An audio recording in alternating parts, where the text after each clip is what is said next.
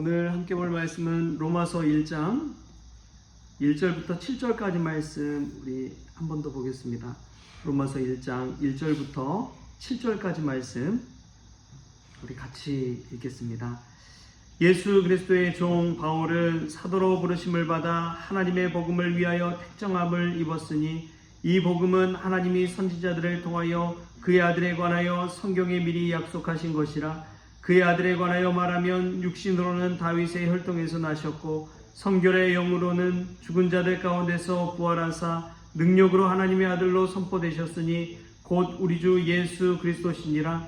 그로 말미암아 우리가 은혜와 사도의 직분을 받아 그의 이름을 위하여 모든 이방 중에서 믿어 순종하게 하나니 너희도 그들 중에서 예수 그리스도의 것으로 부르심을 받은 자니라. 로마에서 하나님의 사랑하심을 받고 성도로 부르심을 받은 모든 자에게 하나님 우리 아버지와 주 예수 그리스도로부터 은혜와 평강이 있기를 원하노라. 아멘. 할렐루야. 네, 새벽에 잘 오셨습니다. 오늘 로마서 말씀 가운데서도 귀한 은혜가 저와 여러분에게 있기를 소망합니다. 오늘 예수 그리스도의 종 바울은 자신의 분명한 삶의 목적 또 인생의 목적을 분명하게 밝히고 있습니다.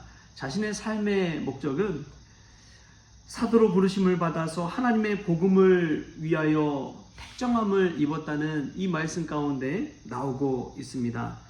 목적 있는 사람은 행복한 사람이죠.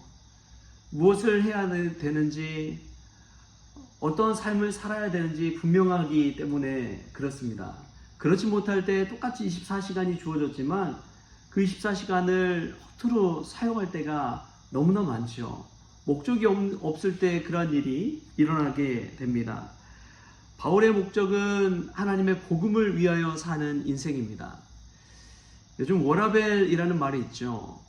워크, 이 일하는 것과 라이프, 삶과 밸런스, 이 둘 사이를 균형을 잘 잡아야 된다라는 말입니다. 근데 이 일과 삶, 이것이 일치하지 못할 때 참 불행하죠. 내가 오늘 하고 있는 일들이 있잖아요. 그 일들이 나의 삶 가운데서 분명한 방향성을 가지고 있지 못할 때, 분명한 목적을 향해서 하나 되지 못할 때 인간은 참 불행하게 됩니다. 마치 돈벌이 수단으로 일이 전락해 버릴 때 나중에는 괴리감을 느끼게 되고 삶의 기쁨과 행복도 반감되게 되기 때문에 그렇습니다.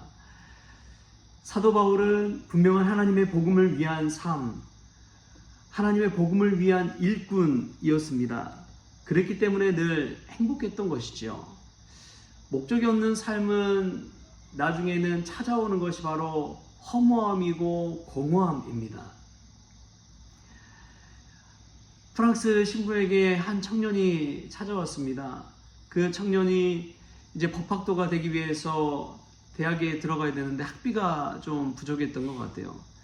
그래서 찾아와서 학비를 좀 대주실 수 있는지 이 신부에게 물었습니다. 신부가 이야기해요. 그래, 학생이 이제 학비를 대주면 그 다음 어떻게 할 건가? 그 다음에는 열심히 공부해야겠죠. 그 다음에는 공부한 다음에 졸업해서 변호사가 되든지 판사가 되든지 해야지요. 그 다음에는 결혼해서 가정도 이루고 자녀도 낳고 행복하게 살아야죠. 그 다음에는 나중에는 노년에 은퇴하고 평안한 삶을 살겠지요. 계속해서 이 신부가 그 다음에는 이라는 질문을 던집니다. 그 다음에는 이라는 질문에 이 청년이 머뭇머뭇할 때에 그제서야 이 신부가 이야기를 합니다. 그 다음에는 자네도 하나님의 심판대 앞에 서는 날이 올 걸세. 이 인생의 목적이 이 청년은 그냥 이 생 안에 있었던 것이지요. 그러나 믿는 자들의 목표와 목적은 분명합니다. 하나님의 구원을 위해서, 하나님의 복음을 위해서 사는 것이지요. 그것을 모르고 살아갈 때 헛된 인생이 될 수 있다는 것이죠. 오늘 우리가 삶의 목적을 분명히 알 수 있기를 소망합니다. 나의 성공과 나의 영광을 위한 삶이 아니라 하나님의 복음을 위하고 예수 그리스도를 위한 삶, 이것이 예수 믿는 우리들의 삶의 목적이 되어야 될 줄 믿습니다. 또 참 중요한 것은 사도 바울은 스스로가 고백하기를 자신이 사도로 부르심을 받았다고 이야기하는 것입니다. 자기 스스로 막 나서서 결단해서 하는 것이 아니라 사도로 부르심을 받았다는 사실이 중요합니다. 뿐만 아니라 바울은 이런 말씀 또 우리에게 하고 있어요. 우리 6절 말씀 같이 한번 읽겠습니다. 6절 말씀 함께 읽겠습니다. 시작. 너희도 그들 중에서 예수 그리스도의 것으로 부르심을 받은 자니라. 아멘. 사도 바울만 부르심을 받았다고 이야기하나요? 아니라는 거예요. 너희도 그들 중에서 예수 그리스도의 것으로 부르심을 받은 자니라. 지금 새벽을 깨워 이 자리에 나와 하나님의 말씀 듣고 기도하는 저희들도 주님의 부르심을 받은 자인 줄 믿습니다. 예수님을 구주로 고백하는 모든 이들은 부르심을 받은 자라는 사실을 기억하십시오. 이 사실을 깨달을 때에 내 스스로 하는 것 같지만 그게 아니라는 것을 이 고백 속에서 알 수가 있는 것이지요. 내 스스로가 하는 것이 아니라 부르심을 받아서 하나님의 뜻대로 살아가는 인생이라는 것을 깨닫게 해주는 것입니다. 여러분, 인생 우리 스스로 사는 것이 아닙니다. 하나님께서 부르심을 받아서 우리 인생을 살게 하신 것인 줄 믿습니다. 우리가 은혜 받고 헌신하는 것도요, 내가 헌신하는 것이 아닙니다. 하나님께서 은혜 주셔서 헌신하게 한 것이지요. 바울이 사도가 될 수 있었던 것은 바울이 잘해서 그렇습니까? 절대 그렇지 않습니다.